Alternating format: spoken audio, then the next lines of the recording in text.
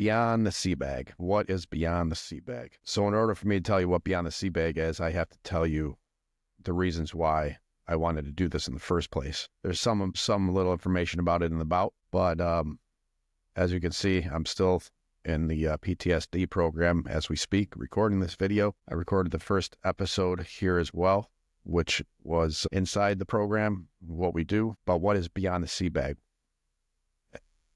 I came up with the idea basically because one of the biggest gripes, whatever, that everyone pretty much seemed to have was nobody knew shit about what was offered there for vets. So if we had a problem, say PTSD or alcohol or drugs or whatever, people would mention these programs here and there, and everyone's like, damn, I wish I had known about that before.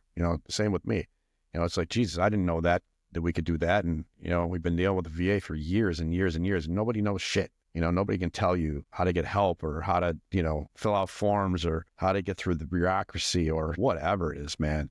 So I wanted to make this podcast after talking to a lot of vets and a lot of people about this kind of stuff, because I didn't know how to do any of this podcast. I bought a bunch of stuff and got some lighting. I got my laptop. I got this microphone here. And after talking to my kids about it, they helped me out a lot because I didn't know really too much about this stuff. But I thought I had something to say. I wanted to get it out and help veterans, understand that they're not alone. First of all, you ain't alone. I thought I was alone for 30 fucking years.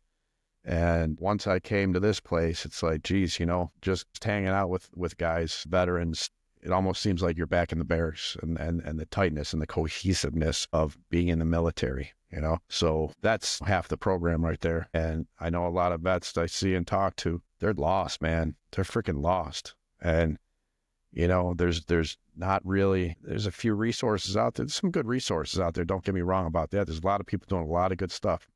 But,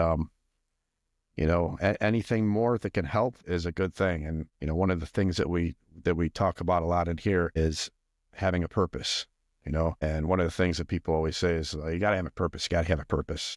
And everybody thinks, I want world peace or some bullshit like that, freaking Miss America crap. And, this general, I want to help people.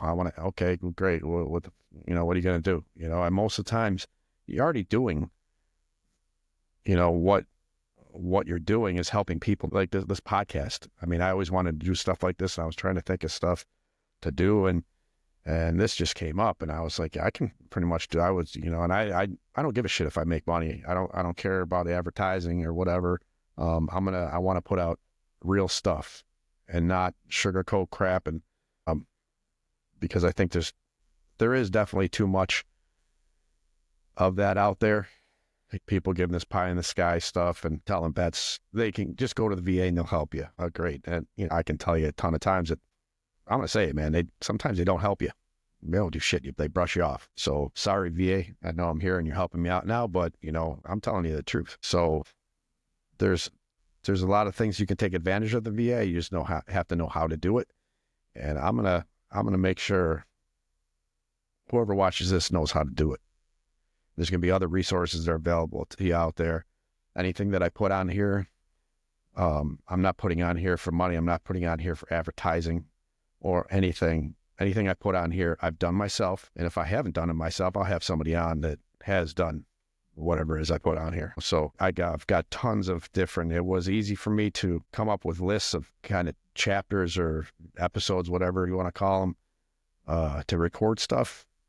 And it was easy to do that. I came up with over 50 in less than a couple minutes. So whether it comes to survival stuff, because I'm big into that, and I was going down a rabbit hole with that. You can get caught up in rabbit holes. I spent thousands of dollars on I was so freaked out about the end of the world and shit hitting the fan and, doomsday and all the rest of the stuff that I was doing stuff and, fortifying my house and shit. I got razor wire on my window, it got a little ridiculous, but that was one of my original ideas, was to help people manage that and not completely lose your mind and, start your old man Jenkins down at the end of the road looking out his window and get off my grass and, putting booby traps around your freaking perimeter and shit. You don't want to be doing that because you're just seriously breaking from reality then. And, you're just that's so much stress. And I remember doing that stuff, and I was on the radio and news, and it was just, my counselors were just like, you got to get off of that stuff. Just don't pay attention.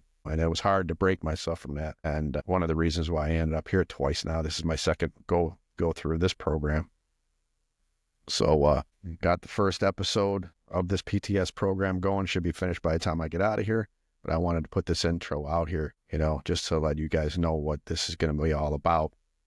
And I'm willing to take ideas too. If you guys want me to talk about something, like I said, if I haven't done it and I haven't been through it, I'll find someone that can speak on it, and I will get them on. And whatever I can do to help everybody out there.